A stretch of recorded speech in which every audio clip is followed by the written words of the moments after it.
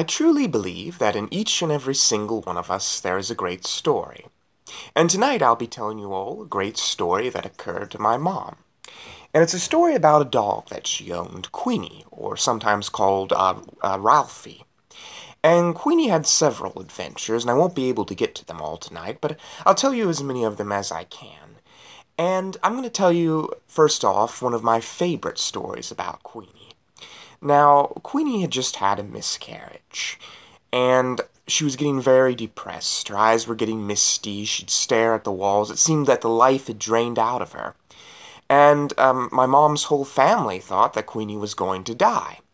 But anyways, Mom walked down one morning and found that Queenie wasn't there, and she was gone for several days. And this wasn't anything unusual. Dogs would run out in the woods back in those days all the time and not come back for several weeks.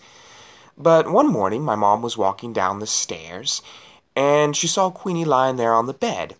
And she was with a bunch of little baby bunnies, and the baby bunnies were all hopping around. I think there was at least 7 of them. So anyways, they found out that Queenie had went out into the woods and grabbed some babies in her mouth and taken them back to the house. And she had made herself the mother of these little abandoned baby bunnies. So anyways, Queenie began to raise these bunnies, and they began to act like dogs. They'd run around and bark at people, and they'd pee on slippers and get the newspaper. And my mom's dad, who also actually happened to be named Jerry, was a little bit afraid of getting licked by the bunnies because he was afraid he'd get rabbit disease and, start having a craving for carrots and maybe grow a pair of bunny ears on his head. I don't think he actually was afraid of that. But anyways, eventually they ended up selling the baby bunnies. And the funny thing about this story is that Queenie is actually a rabbit job, whose job is to hunt rabbits for life.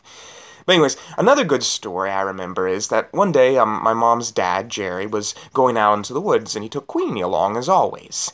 And anyways, he was rounding up this rabbit, and Queenie had the rabbit run around a tree. And then Jerry was supposed to shoot the rabbit. But Queenie ran it around once, and he wasn't able to do it, so the dog ran it around again, and again he didn't shoot. And so Queenie ran it around a third time, and again Jerry didn't shoot. And Queenie this time looked at Jerry as if to say, "What in the world is your problem?" So anyways, that got him, and he got his gun ready, and finally on the fourth time he was able to shoot the rabbit. And another story is when Queenie was a hero one time. You see, there was this baby puppy that was loose in the forest, and no one was able to find it. They had the neighbors all go out looking for it. And anyways, everyone was searching for it, and finally, eventually, they went out into the forest, and I think it was my mom. She was taking a walk, and she found Queenie with the puppy, and Queenie was leading the puppy home. So anyways, they were able to bring it home, and it was a pretty happy ending. Now, Queenie was always, though, a very strange dog like this. Again, I'm not really doing her justice to all the stories there are to tell about her. Sometimes she would lay out on the road, and people would think she's dead. They'd drive up, and they'd, go inside the house and tell Mom, "Is your dog dead on the road there?" But anyways, even the greatest of stories have to come to an end. And one day, Queenie was found in the basement of the neighbor's house. And she was lying there dead, and Mom came, and Mom's dad came, and it's just very strange that she just ran away from home and went into the neighbor's basement and just died. But anyways, Queenie is truly a dog larger than life, and I'm very grateful to be able to put her in the Fireside Tales. As always, sweet dreams and good night.